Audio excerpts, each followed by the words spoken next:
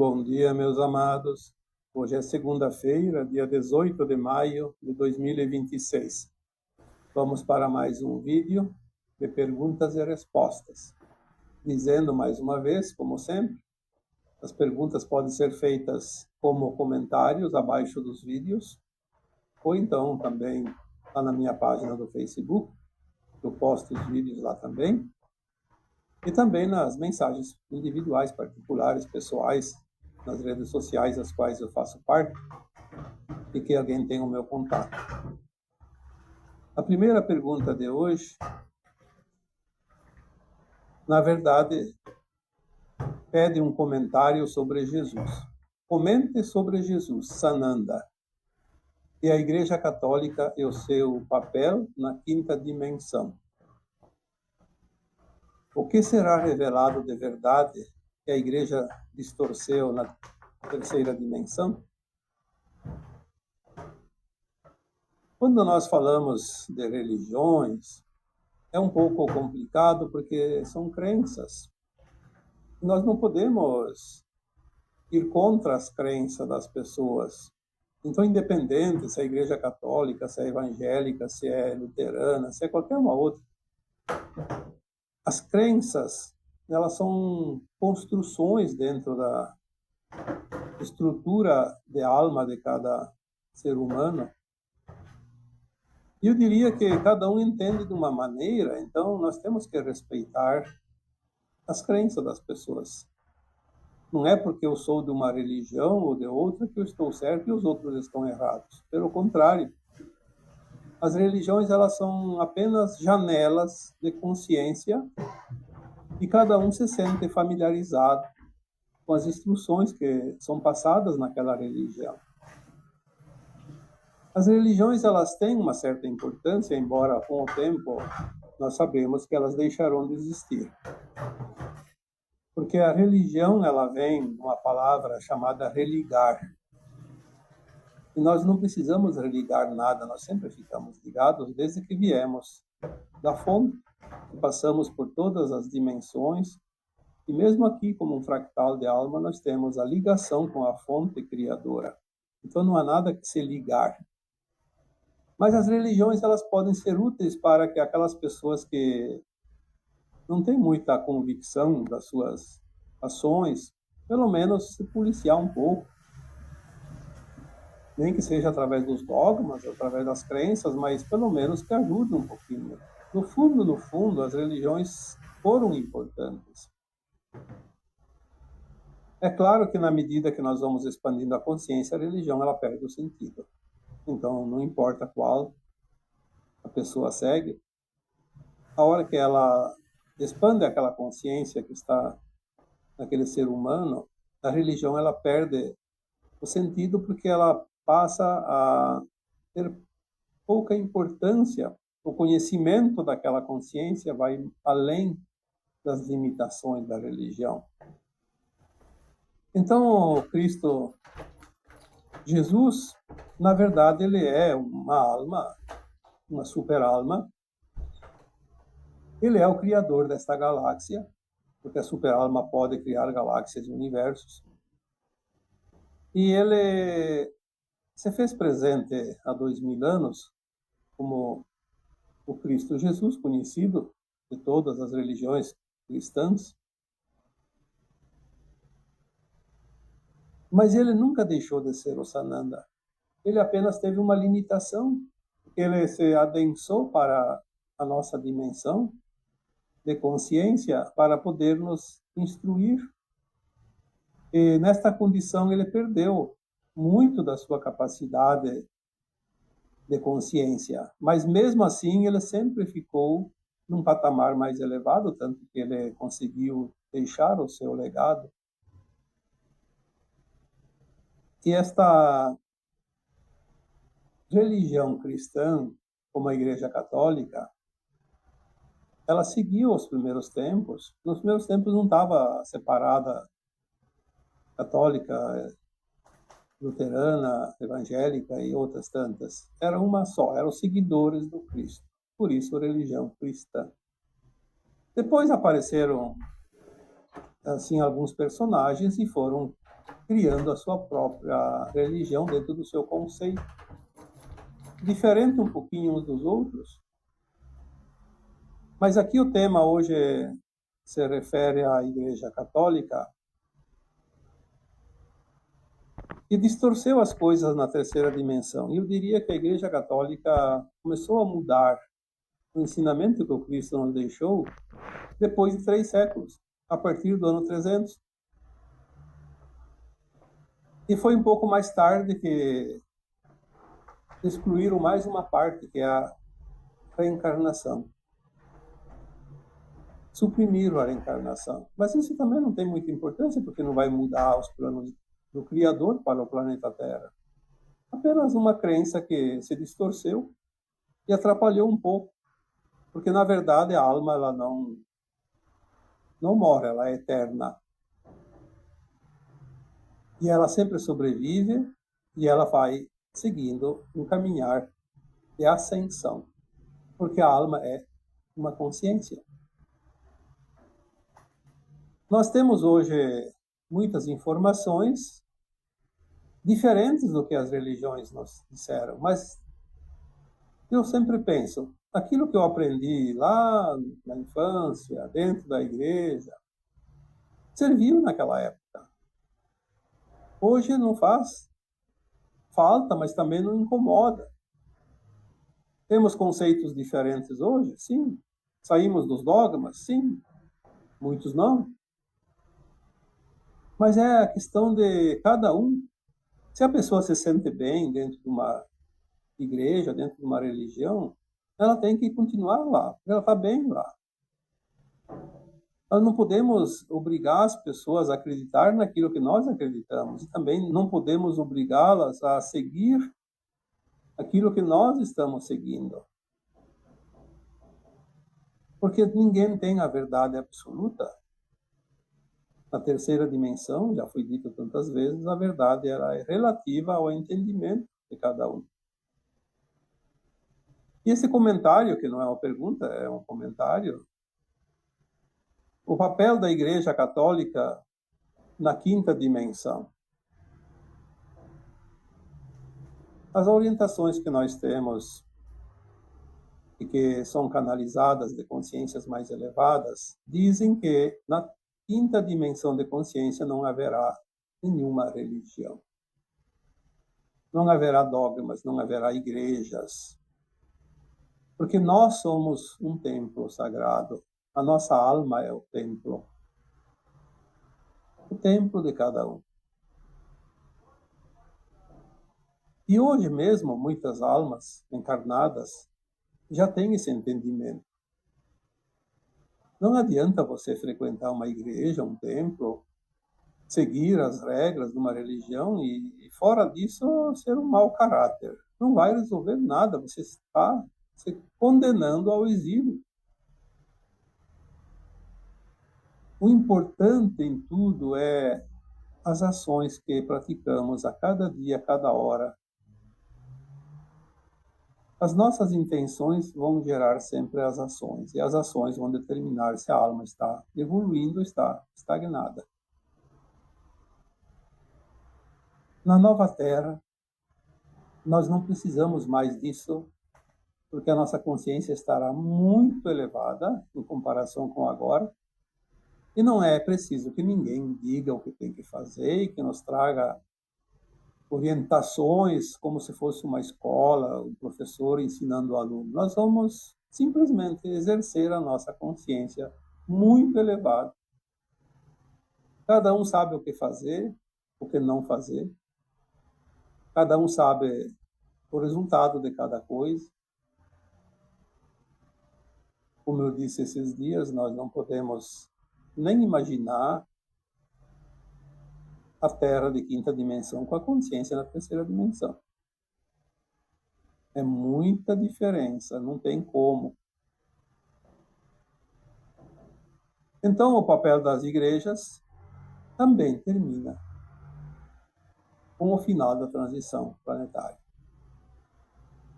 Nós vamos ter contato com seres de altíssima qualidade energética e moral e ética, Seres como hoje imaginamos, Arcanjo Miguel, Mãe Maria, Mestra Kuan Yin e o próprio Sananda, não vamos estar longe deles como hoje, parece impossível estar na mesma frequência. Eles vão estar numa frequência acima, obviamente, mas nós teremos acesso. Podemos ter um conhecimento dessas almas mais elevadas como nunca imaginamos, como se fosse hoje conhecer um personagem qualquer ali que a gente gosta, que respeita. Vai ser tão prático. Então, o que nós vamos dizer sobre o futuro? Algumas coisas apenas. Não sabemos quase nada. Temos alguns parâmetros para seguir mais ou menos uma certa direção. O importante é fazer o nosso melhor agora, o nosso dever de casa de agora. O que nós compreendemos, compreendemos. O que não compreendemos, um dia vamos compreender. E tudo segue. E tudo segue porque a vida é um caminhar. Vamos para uma outra pergunta. Quando alguém faz uma magia negra e ela morre, a magia se extingue ou continua na quinta dimensão? Bom, aqui nós temos que entender quem faz a magia ou quem é alvo da magia. A pergunta não especificou isso, então eu não posso dizer somente um lado, vou ter que explicar os dois lados, aquele que faz e aquele que sofre o efeito da magia negra. A magia negra, na verdade, tem um nome conhecido na área espiritual como Goécia. É uma prática direcionada para o mal. Assim como nós fazemos, às vezes, uma intercessão, pedindo uma graça para alguém, para que alguém fique curado, que alguém consiga um objetivo, enfim, uma intercessão amorosa. Se tem a intercessão amorosa, tem também a intercessão na falta do amor, que é a Goécia, a magia negra. Assim como tem a boa intenção, tem a má intenção. E é interessante, que eu já falei um dia aqui, inclusive, que muitas pessoas intercedem em favor de outros, é uma caridade, mas ninguém paga para fazer isso. E a magia negra é a má intenção, é a intenção de causar mal, danos, prejuízos a outrem. E a pessoa paga muito caro.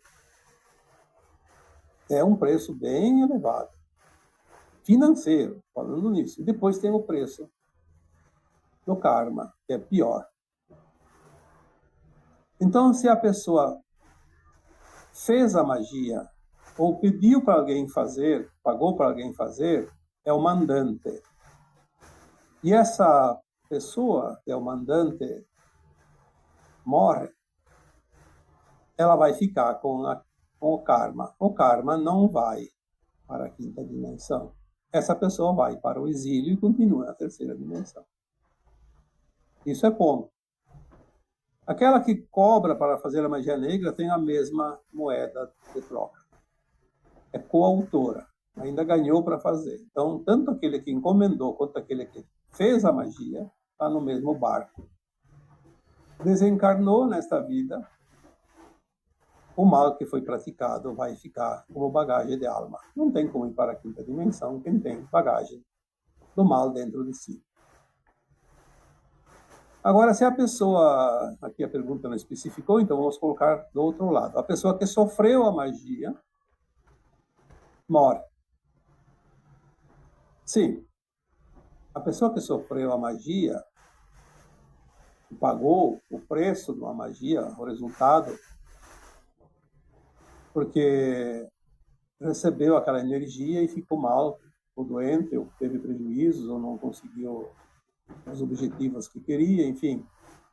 Em primeiro lugar, a magia só atinge alguém se aquele alguém está mais ou menos naquela frequência. Tem que ter um alinhamento, senão a magia não funciona.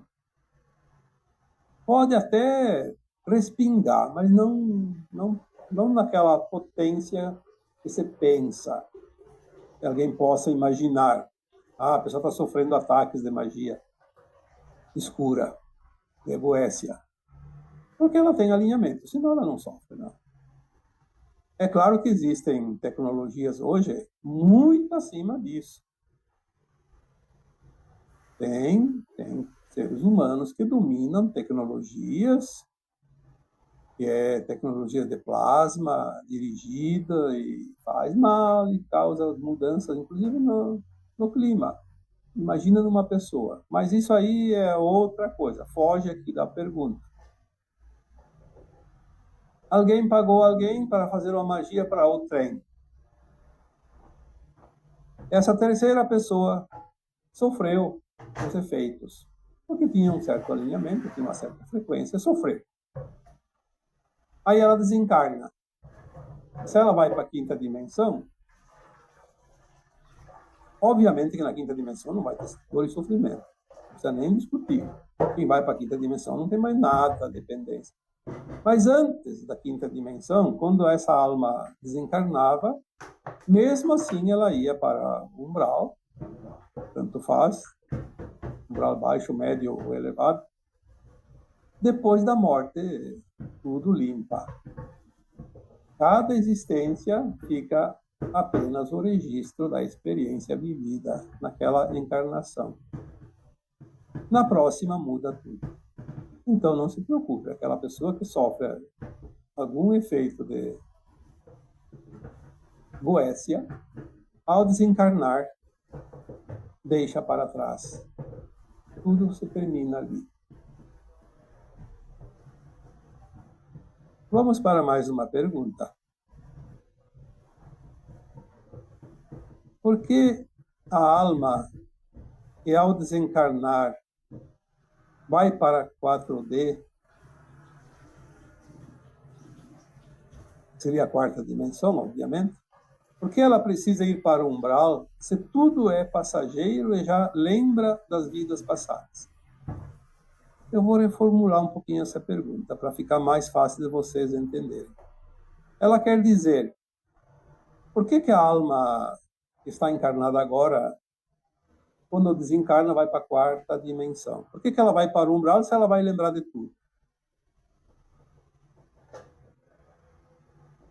Bom, ali eu diria que o kardecismo explica muito sobre isso. A alma, quando desencarna, ela não lembra das vidas passadas imediatamente. Ela tem um tempo que é variável de alma para alma, mas ela tem necessidade de um tempo de adaptação na quarta dimensão. Nos primeiros momentos, as primeiras horas, os primeiros dias, e tem algumas almas que ficam anos, já falei aqui alguns exemplos, inclusive, de séculos. Mas, normalmente, ela fica alguns dias, algumas horas, pelo menos, perturbada. Ela nem sabe que está morta, porque ela não se vê morta. A alma se vê viva, como se estivesse ainda encarnada. Ela tem ainda as mesmas impressões, tanto que tem almas que desencarnam. E, para alguns dias, ela sente fome, sede. Ela leva ainda aquelas impressões de quando ela estava na carne, encarnada. Tanto é que as almas que desencarnam com vício, elas ainda continuam viciadas por um bom tempo. Elas podem sentir frio, calor, elas têm a sensação ainda. Então ela não vai lembrar logo das vidas passadas. Ela vai, aos poucos, perdendo este contato energético com o mundo da matéria. Aí sim ela vai começar a lembrar das vidas passadas, porque ela passa por um período de adaptação. Então ela vai ter que ir para os umbrais, porque se ela não vai para o umbral, ela fica perdida. Já contei aqui também histórias que eu atendi, almas que tinham desencarnado e estavam perdidas. Quantas? Quem trabalha em centros mediúnicos, centros espíritas, que faz encaminhamento de almas, sabe disso. Quantas almas estavam perdidas e não eram almas más, eram almas que estavam na ignorância, perdidas, completamente no escuro. A pessoa está na ignorância, não entende nada, ela fica realmente como se fosse numa escuridão, sem enxergar quase nada. Então, se ela vai para os umbrais, lá ela tem a claridade. Obviamente que tem um umbral baixo, ele é o umbral das trevas, ali é horrível. Mas tem que ir para o umbral adequado da sua frequência. Se a alma está numa frequência baixa, ela fica no umbral baixo. Se ela tem uma frequência média, vai para o umbral médio. Umbral alto, já disse aqui outras vezes, que é onde estão os espíritos abnegados, que fazem um amparo para os de baixo. As colônias espirituais da Terra, como o nosso lar, que é bem conhecido, faz parte do umbral médio. É onde as almas estão se preparando para encarnar novamente. Ali ela lembra. Aquela que está no umbral baixo vai levar muito tempo para lembrar. Geralmente ela não lembra quase nada. Ela está presa aos seus erros, às suas maldades, suas vinganças, e ela quase não lembra de nada. Por isso que quando vai para um umbral baixo, a alma fica muito tempo lá. Vai chegar um dia que ela consegue auxílio, aos poucos, ela se arrepende, ela sofre, ela pede clemência, e daí o socorro chega e vai para o umbral médio. Aí ela começa a lembrar, porque ela começa a ter mais luz. Ela lembra exatamente para fazer uma autoanálise e um novo projeto encarnatório. Ela precisa saber dela, conhecer a sua história, as suas pendências, as suas necessidades de aprendizado, ainda os seus resgates, seus karmas. Então é preciso, sim, ir para os lugares adequados. Eram os umbrais de várias categorias, várias faixas vibracionais. A alma que não ia para o umbral não tinha como voltar a encarnar tão cedo. Vamos para mais uma pergunta? Como iluminar uma sombra nossa? Trazer para a consciência? Esta pergunta foi de um vídeo agora da semana passada, no início de maio. Eu falei sobre exorcizar os nossos monstrinhos. Como que nós vamos exorcizar? Como vamos limpar os nossos porões? Colocando luz. Precisamos então entender que somos uma consciência única, porque não existe duas iguais. As experiências vividas em todas as encarnações sucessivas, ela é diferente de um para outro. Temos um caminhar mais ou menos, uma trajetória delineada para todos, mas cada um vive da sua maneira, da sua forma, experiencia o que acha que deve experienciar, quando, como e quanto. Nesta encarnação, nós estamos fazendo a limpeza, colocando, como eu disse naquele vídeo, o epílogo da nossa história. Mas para isso nós vamos iluminar aquelas sombras que ainda estão dentro de nós. As sombras são aquelas coisas que ainda falta compreender, ainda precisam de clareza. Por isso precisamos iluminar. Temos traumas, principalmente, temos algumas experiências que foram mal sucedidas, porque usamos das maldades para fazer as experiências e precisamos corrigir isso agora. Quando é um resgate, é um pouco mais difícil, porque o resgate é obrigatório. É necessário porque é uma dívida que tem que ser quitada, mas nós compreendemos a dívida, compreendemos a ação e a dívida se paga facilmente. Quando compreendemos, nada mais é do que quando iluminamos. Isso é um trauma, que é a maioria dos nossos monstrinhos, são traumas. Dores e sofrimento que sofremos, o que causamos, e mágoa, ressentimento, medo, culpa, raiva, vergonha e tantas coisas. São situações que o nosso subconsciente nos envia para que sentimos e compreendemos que ali tem um ajuste. Toda vez que você sentir um desconforto, uma dor, uma preocupação, enfim, algo que te tira do sério, lembre-se que ali tem algo a ser analisado, iluminado. Pode ser qualquer monstrinho, qualquer coisa negativa. Quando sente, não precisa nem identificar, basta sentir algo e dizer, sim, tudo bem, eu estou sentindo porque eu preciso iluminar. Como é que eu vou iluminar? A pergunta aqui diz, como iluminar? É óbvio trazer para a consciência, porque a consciência é luz. Como é que você faz isso?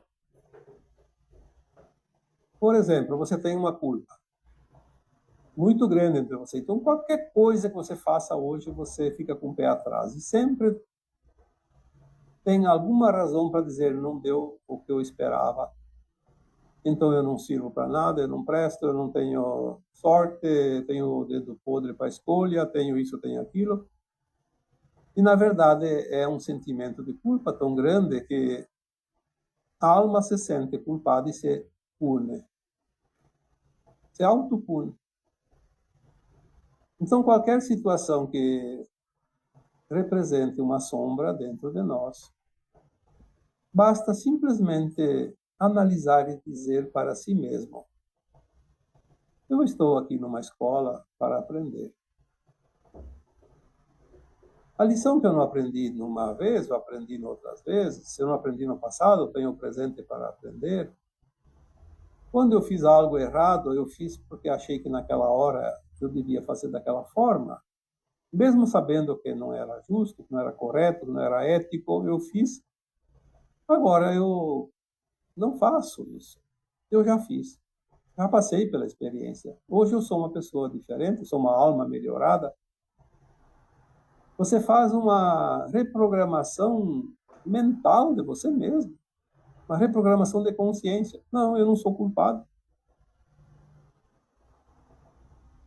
Não devia ter feito, mas fiz. Paguei o preço. Aprendi a lição. Hoje eu sou diferente. Hoje eu sou melhor. Hoje eu não faço mais essas coisas. Você está iluminando. Está colocando luz naquela sombra e ela vai desaparecendo aos poucos até deixar de existir. É mais ou menos isso, cada um faz do seu jeito, não é preciso uma regra única para todos. E aqui a última pergunta de hoje é sobre aquele vídeo que fala da cura pela música. A música pode curar, a música pode matar, depende da frequência. A música cura e a música adoece, de acordo com a sua frequência, e a gente sabe que tem estudos científicos que provam isso. O vídeo falou sobre isso, não vou aqui repetir os detalhes, mas a pergunta se refere a aquele vídeo. Sobre a cura pela música, como ficam os surdos? É uma boa pergunta. A pessoa é surda, então ela não escuta música, então ela não é nem ajudada e nem prejudicada. Eu diria que não é bem assim. O surdo pode não escutar a letra da música, e também Pode ser boa, pode ser ruim. As palavras também têm peso energético. Não tanto quanto a melodia, quanto o som, quanto o tom, a frequência daquele tom musical, daquele som. Então eu diria, o surdo ele não escuta como aquele que não é surdo, mas a frequência ele sente. É óbvio que a frequência não está sendo recebida pelo ouvido. A frequência da música, ela atinge as moléculas da água que compõe o corpo humano. Então não é preciso ter audição,